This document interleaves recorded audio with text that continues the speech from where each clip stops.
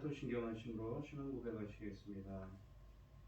전능하사 천지를 만드신 하나님 아버지를 내가 믿사오며 그 외아들 우리 주 예수 그리스도를 믿사오니 이는 성령으로 잉태하사 동정녀 마리아에게 나시고 본디오 빌라도에게 고난을 받으사 십자가에 못 박혀 죽으시고 장사한 지 사흘 만에 죽은 자 가운데서 다시 살아나시며 하늘에 오르사 전능하신 하나님 우편에 앉아 계시다가 저리로서 산자와 죽은 자를 심판하러 오시리라. 성령을 믿사오며 거룩한 공예와 성도가 서로 교통하는 것과 죄를 사하여 주시는 것과 몸이 다시 사는 것과 영원히 사는 것을 믿사옵나이다. 아멘. 찬송가 38장입니다.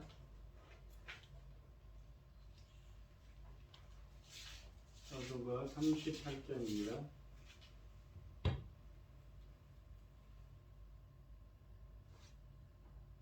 예수 우리 왕이여 이곳에 오셔서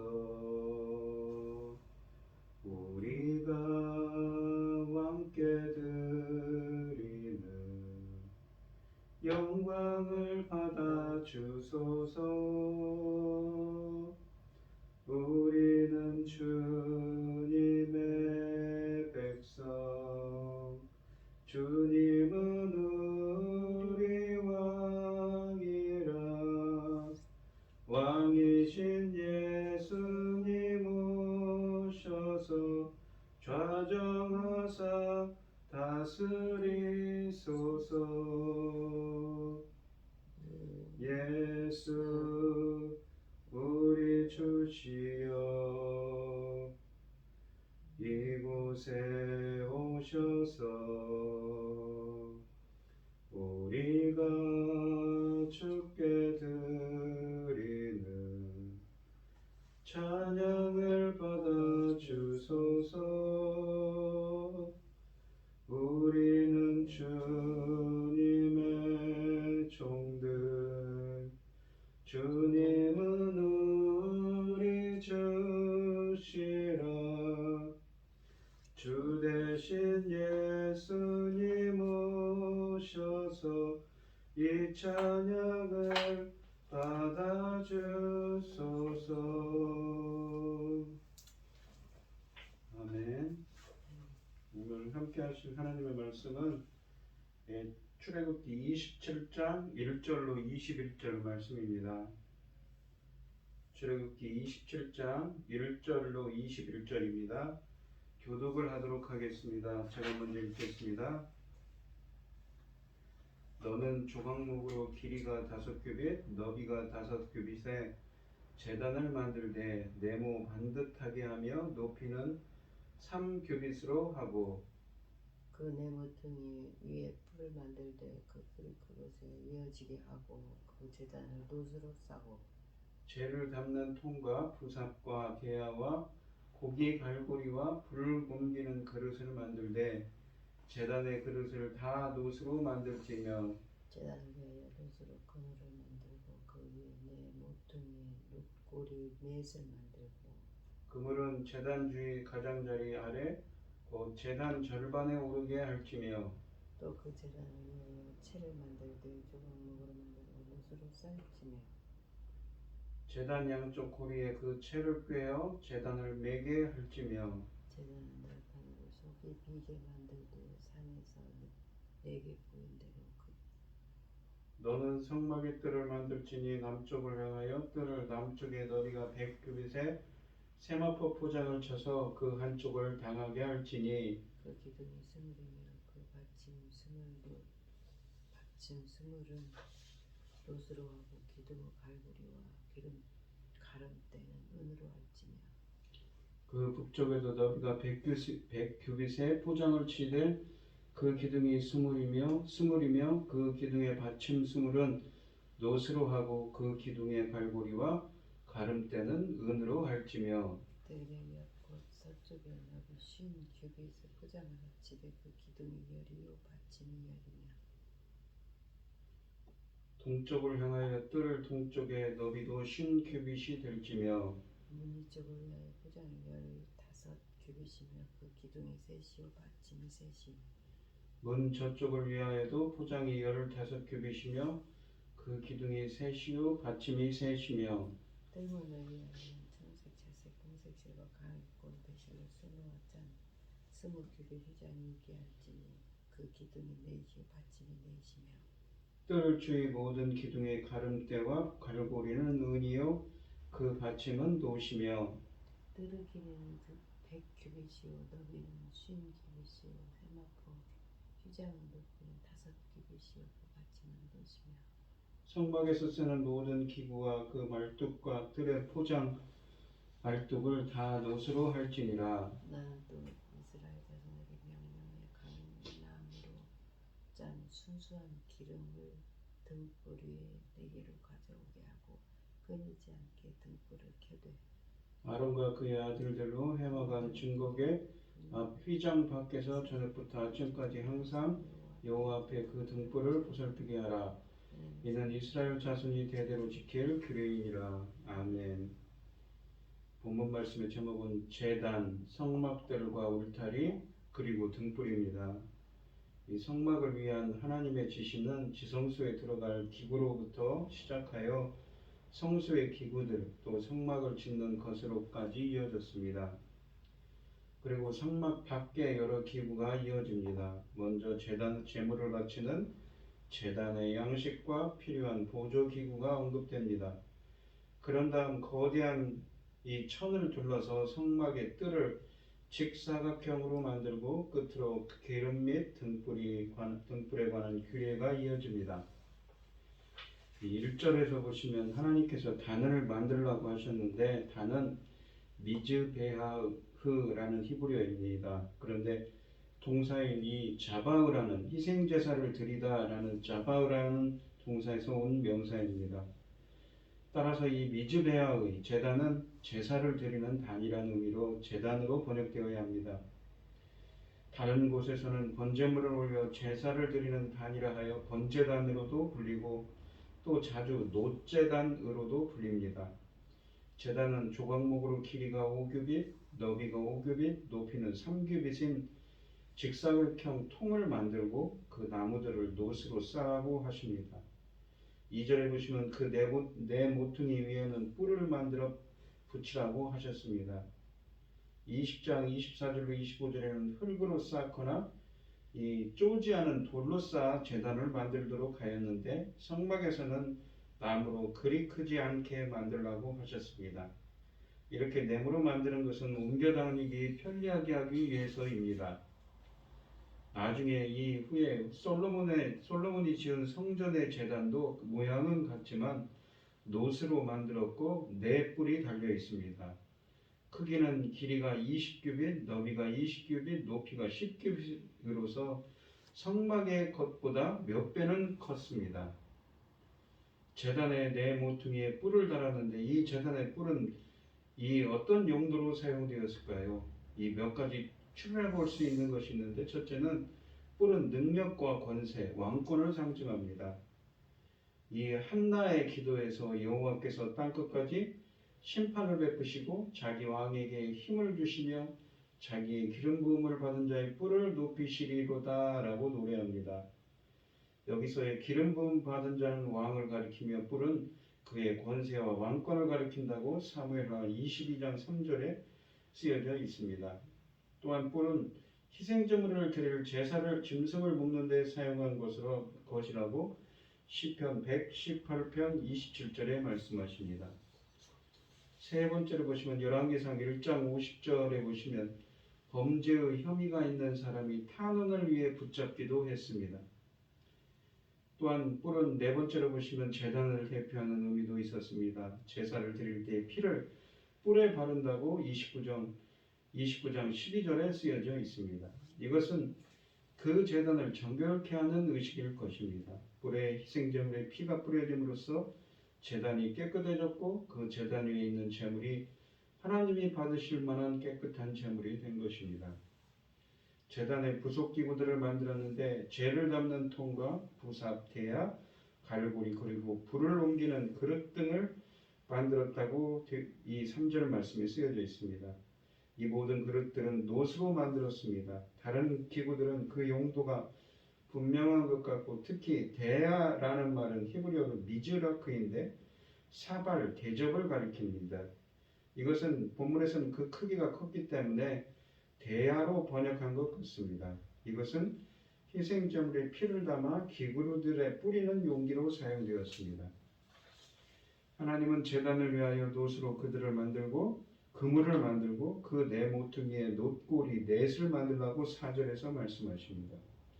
이 놋그릇을 단 안의 높이 절반에 오르게 고정시켰다고 5절에서는 말씀하십니다. 제가 그물망 밑으로 흐르는 구조로 만들어 나무가 잘 탈 수 있게 했습니다. 6절에서는 놋재단을 매를 채를 만들라고 하였는데 놋 조각목으로 만들고 놋으로 싸라고 하십니다. 7절에서는 단 양편에 고리를 달고 그 채를 꿰어 단을 매게 했습니다. 8절에서는 단은 널판으로 돌려 만들었는데 가운데에는 비었고 놋 그물망만 부착했습니다. 9절에 보시면 이 하나님께서는 성막의 뜰을 만들라고 하십니다. 뜰은 제사를 드리는 공간이기도 하지만 이스라엘 백성이 모여 예배드리고 또 식사를 나누는 곳입니다. 따라서 공간이 커야 하지요. 먼저 뜰의 남편을 어떻게 만들 것인지를 지시합니다. 뜰의 남편의 길이가 100규빗인데 여기에 질 울타리로 길이가 100규빗, 높이가 5규빗 되는 세마포장을 쳐서 남쪽 편을 가리도록 했습니다. 이 세마포의 셋이라는 말은 아마포의 가는 실로 곱게 짠 천입니다.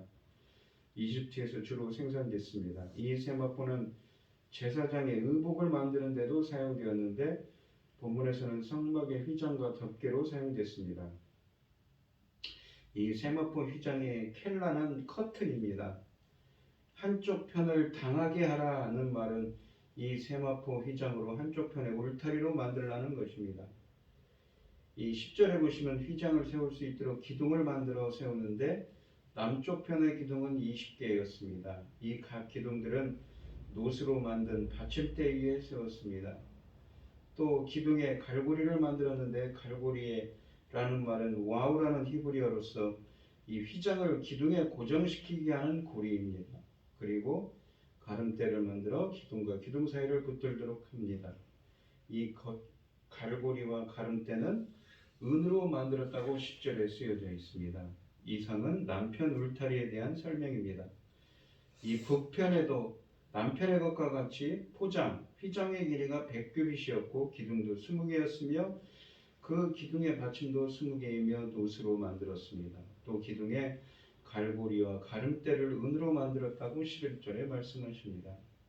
12절에 보시면 뜰의 옆면에 해당하는 서편을 위해서도 길이가 50규빗 되는 포장을 치라고 하십니다. 남편과 북편 포장의 절반의 길이입니다. 이 포장을 걸기 위해 기둥 10개와 받침 10개를 만들라고 하십니다. 이 성막 13절에 보시면 성막의 문은 항상 동쪽으로 향하게 했습니다. 앞으로 성전이 세워질 때에도 문은 동쪽 편에 위치하게 만듭니다. 뜰 동쪽 전체의 폭이 50규빗이었는데 그 중에 20규빗이 문입니다. 전체 폭 중에 절반 가까이가 문인 셈입니다.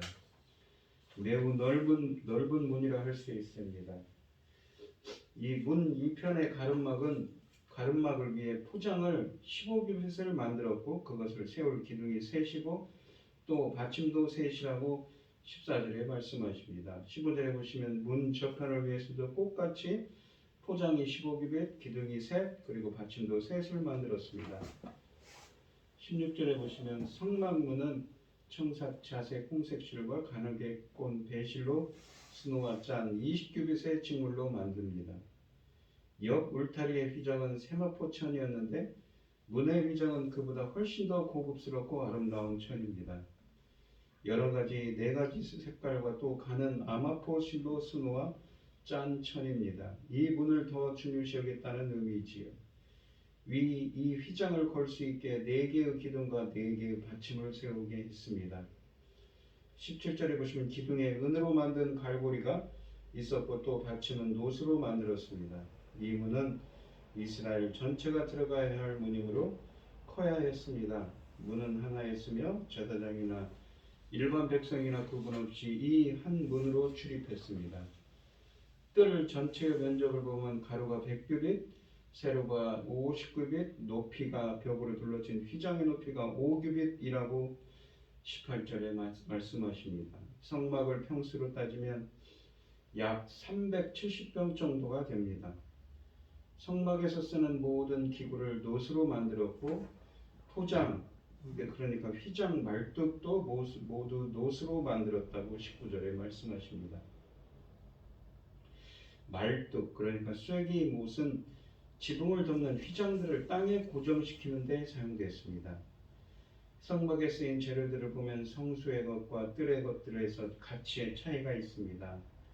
성소의 벽은 조각목과 금을 입힌 반면에 뜰의 벽은 휘장의 기둥들로 만들어졌습니다. 가로대도 성소의 것은 조각목에 금을 입힌 반면에 뜰의 것은 조각목에 은을 입혔습니다. 휘장의 고리도 성소의 벽은 금으로 만들었으나 뜰은 은으로 만듭니다. 성소의 받침대는 은이었던 반면 뜰의 받침대는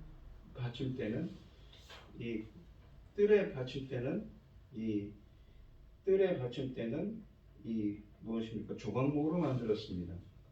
이러한 가치의 차등은 거룩성의 차이로 연결될 수 있습니다. 하나님은 등불을 끊이지 말고 밝히라고 명령하셨습니다. 이것은 성소에 있는 등대에서 밝히는 불입니다. 등대는 감람유를 사용하여 불을 붙입니다. 이 감람유는 감람으로 짠 순수한 기름이라고 묘사합니다. 순수한 자크는 깨끗한 정결함의 의미입니다.